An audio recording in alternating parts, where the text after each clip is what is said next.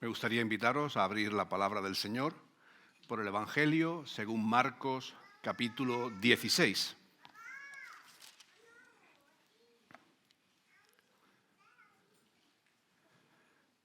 Marcos 16, versículos 1 al 8.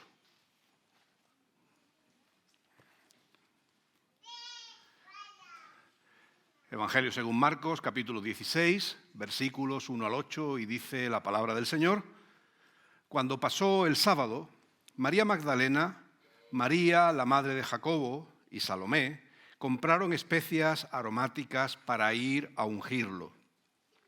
Y el primer día de la semana, muy de mañana, recién salido el sol, vinieron al sepulcro y se iban preguntando: ¿quién nos removerá la piedra de la entrada del sepulcro? Pero, levantando la vista, vieron que la piedra, que era muy grande, estaba removida. Cuando entraron en el sepulcro, vieron a un joven sentado al lado derecho, cubierto con una larga túnica blanca, y se asustaron. Mas él les dijo: no temáis, buscáis a Jesús Nazareno, el que fue crucificado. Ha resucitado, no está aquí. Mirad el lugar en donde lo pusieron. Pero id, decid a sus discípulos y a Pedro que él va delante de vosotros a Galilea. Allí lo veréis, como os dijo. Ellas huyeron apresuradas del sepulcro, presas de temblor y espanto, y no dijeron nada a nadie por el miedo que tenían. Seguro que todos hemos escuchado el nombre de Galileo Galilei, ¿verdad? El astrónomo, el científico que ha pasado a la historia por varias razones, pero una de sus teorías importantes, que yo voy a describir sencillamente, ese era el hecho en su tiempo de afirmar que la Tierra giraba alrededor del Sol.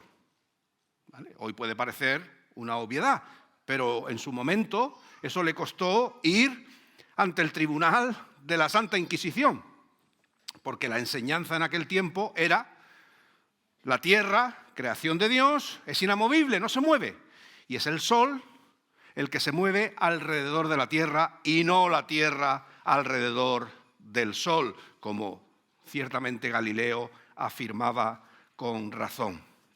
El caso es que, por más que Galileo estaba convencido de su teoría, la presión del Santo Oficio hizo que, por preservar la vida, Galileo abjurara, renegara de su teoría, de su enseñanza, para así, como digo, preservar la vida.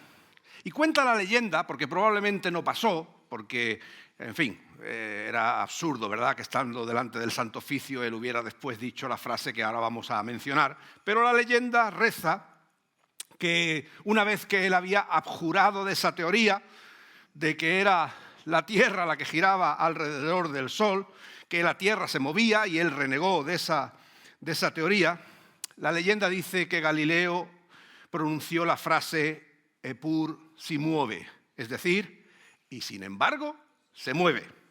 Había afirmado que no se movía, pero después, quizás entre dientes, pero seguramente no lo dijo más la leyenda que otra cosa, la frase es «y sin embargo se mueve». Una frase que hasta el día de hoy se usa y ha quedado como ejemplo de la última palabra que tiene la razón sobre, a veces, posicionamientos injustificados, irracionales, fanatismos religiosos o de cualquier otro tipo. Esa fue la última palabra de Galileo en ese contexto. Ya que tenemos en nuestra congregación a varios letrados, pues sabemos que en un juicio tener el derecho a la última palabra es la oportunidad final del acusado de demostrar su inocencia, aunque no es una acción que en sí misma tenga poder, es un mero alegato, es un último intento de justificar sus acciones. Tener la última palabra, creo que todos coloquialmente la entendemos como una expresión que indica querer tener razón. Cuando alguien quiere tener la última palabra, lo que quiere hacer es imponer su criterio, quedar por encima de los demás. Cuando nos enfadamos con alguien en una discusión, dice, tú lo que quieres es tener la última palabra. Tú lo que quieres es tener razón aunque no la tengas, ¿verdad? Es esa idea que hay en ese concepto de la última palabra. Hacer lo que uno quiere, hacer lo que imponer el criterio propio o la voluntad a otros en esa línea. Por supuesto, tener la última palabra es un concepto que está vinculado a la idea del poder. Quien tiene el poder es quien tiene generalmente la última palabra. En el contexto de nuestra sociedad, pues jueces, gobernantes, los jefes, los padres, los maestros, se supone que tienen la última palabra por el poder que está vinculado a su posición. Incluso, si somos puristas, si somos exigentes con el concepto, en una democracia, el pueblo, decimos, dice nuestra Constitución, que tiene la última palabra, porque es sobre el pueblo sobre el que recae la soberanía nacional. No vamos a abrir esa caja de Pandora ahora, ¿verdad? Pero ese es el concepto. Tener la última palabra está vinculado a la idea de tener la autoridad, de poner el criterio final, de marcar y establecer la razón última de las cosas. Miremos el texto que hemos leído. Después de introducirnos con esta idea de tener la última palabra como un concepto de quien tiene el poder de establecer las cosas, de establecer autoridad, de establecer lo que hay que seguir. Estamos en Semana Santa y hoy es domingo de resurrección.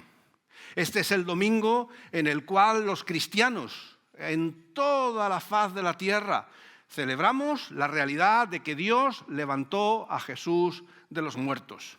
El Padre levantó al Hijo encarnado de la tumba y le dio vida, una vida que nosotros hoy celebramos y que nosotros hoy disfrutamos, al menos los que creemos en Él. Cuando miramos al texto bíblico, nos encontramos y recordamos todos la historia, ¿verdad?, de que Jesús murió en unas horas tan cercanas a la celebración del Shabbat, del sábado judío, que no hubo tiempo de ofrecerle las honras propias a alguien que muere. Dice el texto bíblico que lo único que pudieron es bajarle de la cruz y gracias a que estaba José de Arimatea, que tenía un nicho cerca, ¿verdad?, en una tumba familiar, había nichos individuales y ahí pudieron dejar el cuerpo de Jesús, pero como decía, a las prisas. Porque empezaba el día sábado y en el día sábado no se podía hacer trabajo, no se podía hacer ninguna de las funciones que hubieran querido darle a Jesús. No pudieron lavar su cuerpo, en fin, no pudieron ungirlo, simplemente depositarlo en esa tumba. En el pasaje que hemos leído encontramos a tres mujeres que se acercan a la tumba de Jesús. Y creo que es importante resaltar el papel de la mujer en el Evangelio, en el comienzo del cristianismo. Las mujeres están de manera continuada presentes y activas en el ministerio de Jesús. Incluso fueron casi las únicas que le acompañaron de los suyos a los pies de la cruz, porque la mayoría habían huido en Getsemaní. Habían abandonado a Jesús. Sin embargo, estas mujeres, nos dice el Evangelio, que desde el principio habían estado pendientes de las necesidades de Jesús cuando vivía y tras su muerte seguían cuidando de Él. Sin duda son un ejemplo de fidelidad, de lealtad sin comparación. Estoy seguro de que ellas entendían la situación tan poco o tan casi nada como los hombres que habían huido. Pero ellas, en vez de marcharse, en vez de abandonar a Jesús, movidas por el amor que le tenían, se acercaron a la tumba para honrar su cuerpo. Y eso yo creo que es un gran ejemplo de lo que conlleva el amor de Cristo. Cuando nosotros decimos que amamos a Cristo y por encima de todo, más importante, cuando reconocemos que el amor de Cristo está en nosotros, ya no son las circunstancias las que hacen que ese amor esté más o menos cerca, esté más o menos presente o lo sintamos más o menos en nosotros. El amor de Dios en Cristo no es algo que depende del que el día sea bueno o que el día sea malo, sino que el amor de Dios es real y presente en toda circunstancia. Y estas mujeres eso sí lo entendían.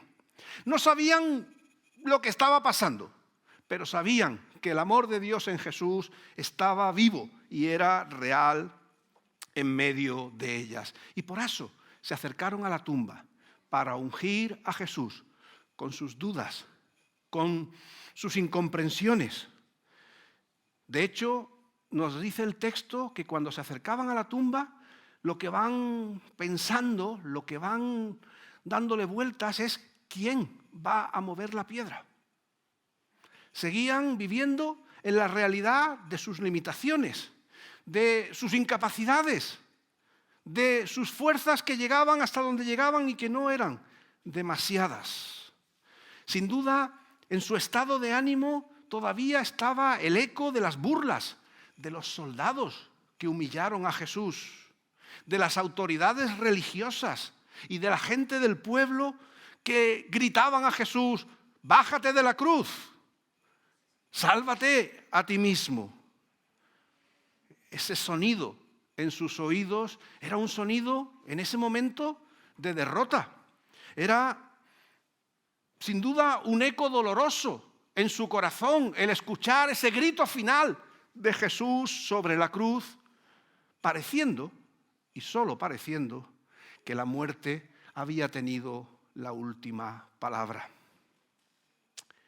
La verdad es que, y lo leíamos en el texto de Pablo, al dar la bienvenida en el culto, si Jesús no hubiera resucitado, nada de lo que hoy estamos haciendo tendría lugar.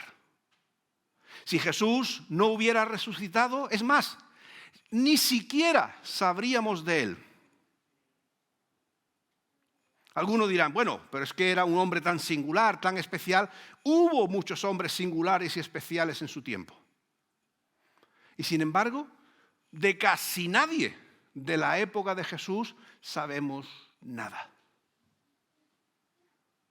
No es Jesús simplemente en su humanidad lo que realmente importaba, porque, insisto, eso nos hubiera llevado a no tener más que un cuerpo muerto, que es lo que las mujeres iban ahora a honrar, a alguien que había vivido, a alguien que habían amado, pero que la muerte había tenido la última palabra sobre él.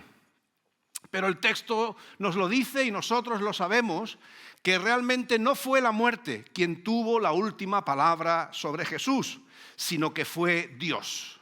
Cuando estas mujeres, aparentemente derrotadas, aparentemente desbordadas por el desconcierto de ver al Jesús que amaban muerto, de ir a una tumba en la que pensaban que ni siquiera ya la piedra podrían moverla para darle esa última honra al cuerpo del amado Jesús, dice el texto bíblico que la piedra estaba removida. Y no solo la piedra estaba removida, sino que no estaba Jesús en la tumba donde había sido dejado, y había un mensajero, alguien, un joven, dice el texto, de túnica blanca, que en primer lugar tranquiliza a las mujeres y les dice: no tengáis miedo, no tengáis miedo. Dice: buscáis a Jesús Nazareno, el que fue crucificado. Hasta ese momento ellas entienden el mensaje. Sí, a ese buscamos, al que había muerto. Sin embargo, como decíamos, no fue la muerte quien tuvo la última palabra sobre Jesús. Y el texto sigue diciendo: no está aquí porque ha resucitado.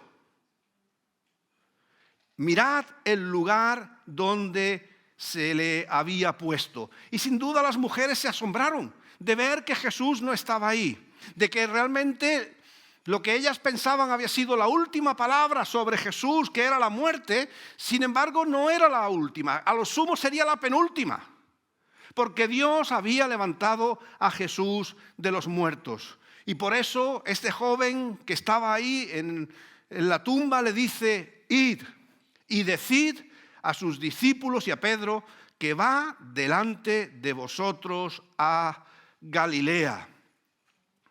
Y allí le veréis como os dijo. La palabra de Dios en Jesús fue la última palabra en este contexto que se impuso sobre la muerte. Jesús estaba vivo, Jesús estaba cercano, Jesús estaba próximo a ser encontrado una vez más.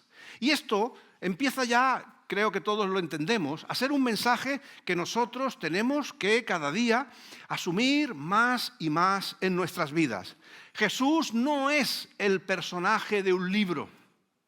Jesús no es meramente un personaje histórico, una figura del pasado que probablemente sin resurrección no hubiésemos ni siquiera llegado a conocer, sino que el pasaje bíblico lo que nos quiere recordar por encima de todas las cosas y en primer lugar es que Jesús es una presencia viva y real.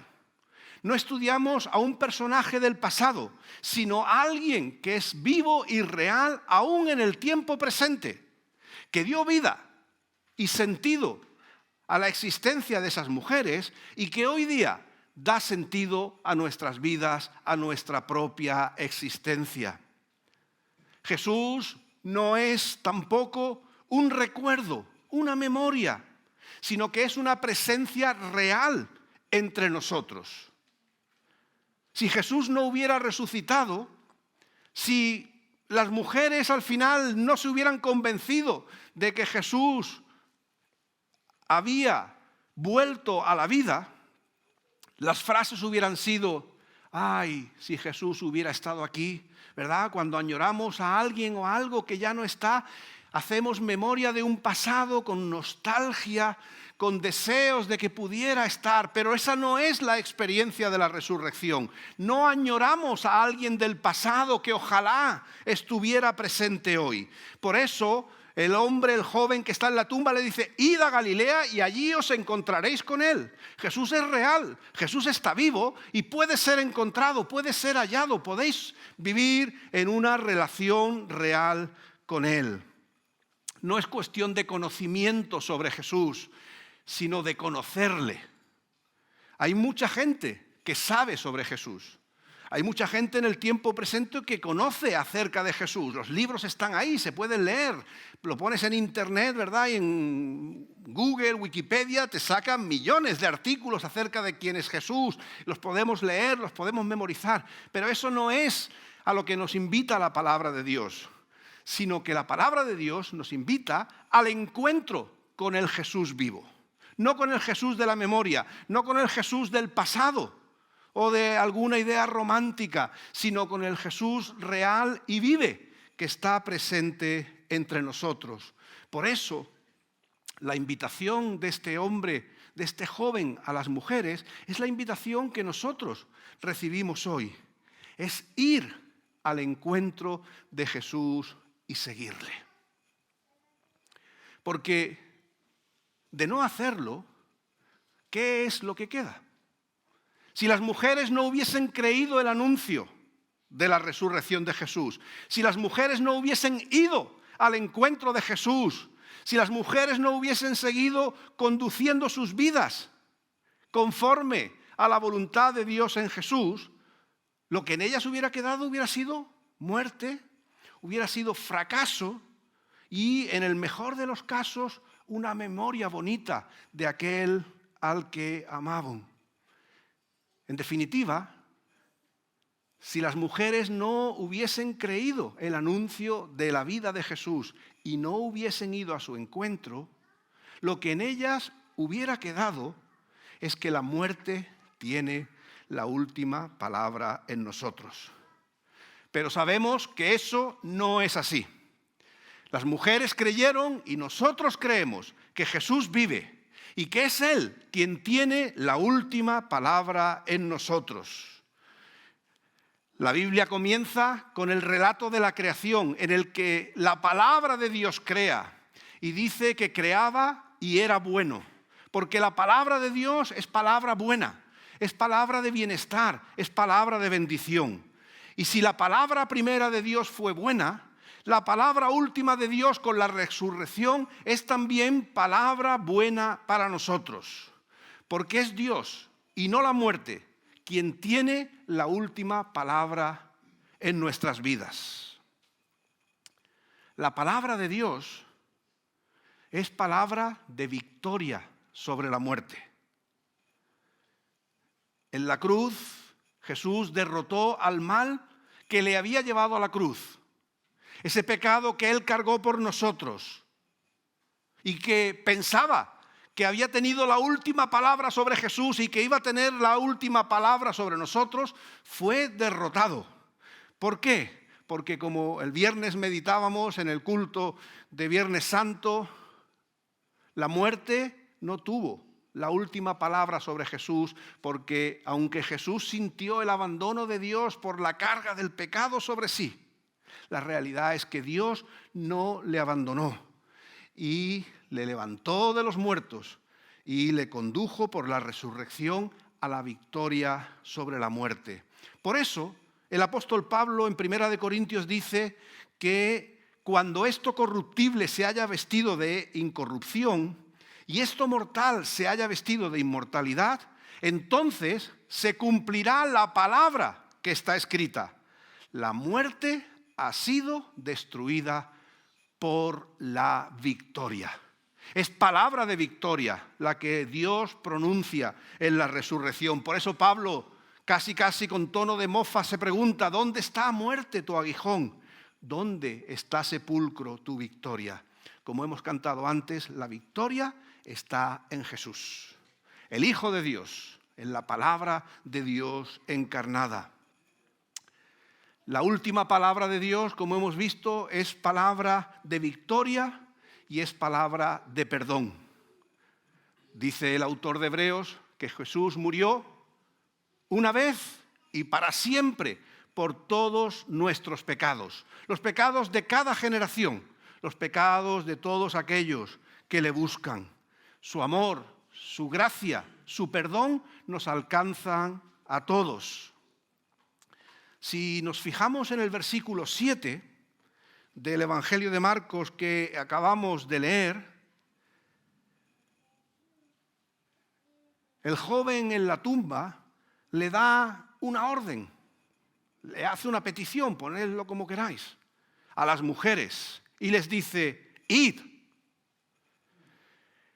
y decid a sus discípulos, ¿y a quién más? A Pedro. Qué interesante, ¿verdad? Id a decir a sus discípulos y a Pedro que Jesús está vivo y que va delante de ellos a Galilea, donde los discípulos podrán verle y Pedro también. Qué nota tan interesante esta, ¿verdad? Es el único evangelio que lo señala, que hace una mención específica de entre todos los discípulos a Pedro. Porque Pedro era aquel que había negado a Jesús. Pedro era el amigo desleal que afirmó no conocerle y que seguramente ahora vivía atormentado por su traición. Seguramente Pedro, al saber de la muerte de Jesús en la cruz, hubiera deseado una nueva oportunidad. Ay, si pudiera ir atrás y pedirle perdón. Ay, si pudiera ir atrás y tragarme mis palabras renegando de Jesús. Por eso, la última palabra en la resurrección de Dios para la humanidad, para los discípulos, también incluía a Pedro, porque son palabras de perdón, son palabras de restauración. Y sabemos que Pedro fue a Galilea y pudo encontrarse con Jesús, y pudo recibir su perdón, y pudo seguirle. libre ya de culpa y de frustraciones. En la memoria de Pedro no fueron las lágrimas de la negación ni la mirada triste del maestro la que tendrían la última palabra en él, en Pedro, sino las palabras del Cristo vivo que le acogía y le perdonaba como siempre.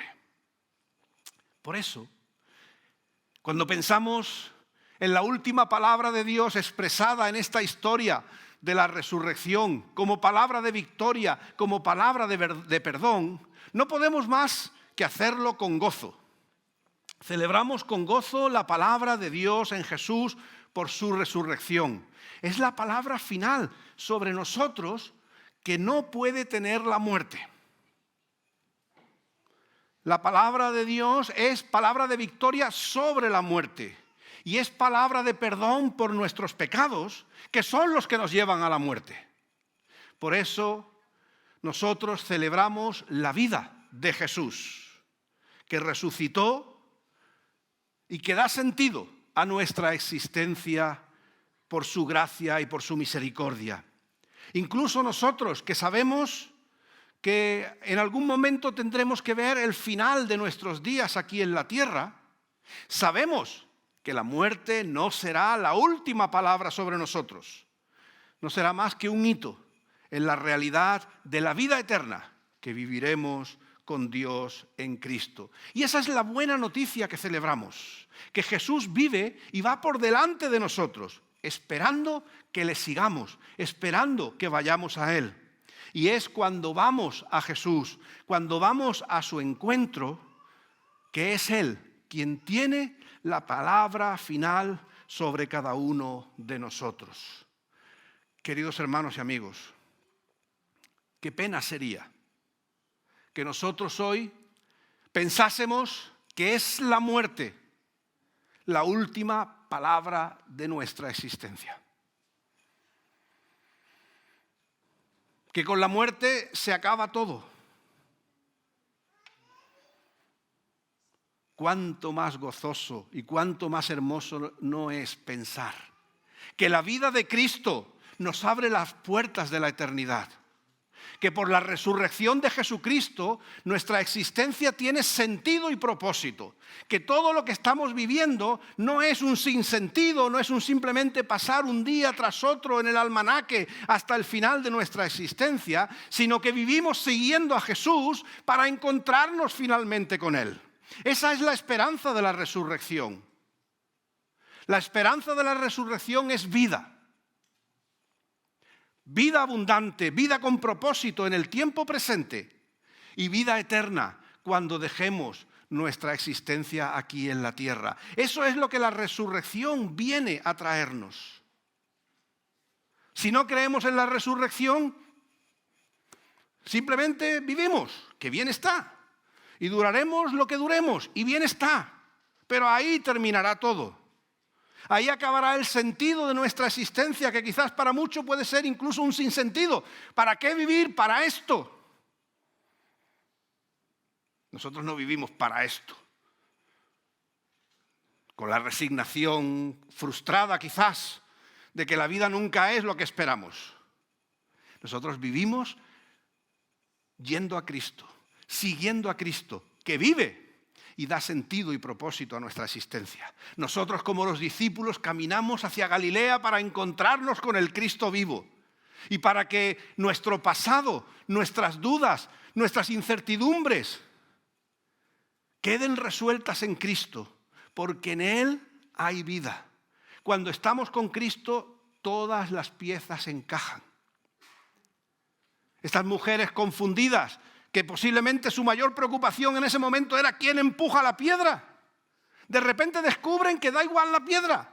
Lo que importa es el camino de seguimiento a Jesús, el encuentro con aquel que da vida y propósito a su realidad. Y esa es la invitación del día de hoy. A celebrar la vida, pero no a celebrarla como espectadores, porque entonces es la muerte la que tiene la última palabra. Celebramos la vida creyendo que Dios tiene la última palabra en cada uno de nosotros. Celebramos la vida que perdona nuestros pecados. Celebramos la vida que da sentido a nuestra existencia. Celebramos la vida que nos dice que hay una eternidad y con un lugar y un espacio para nosotros. Esa es la invitación de la resurrección. Y me gustaría que nosotros hoy miremos a Jesús, la palabra encarnada de Dios, la palabra última de Dios para nosotros.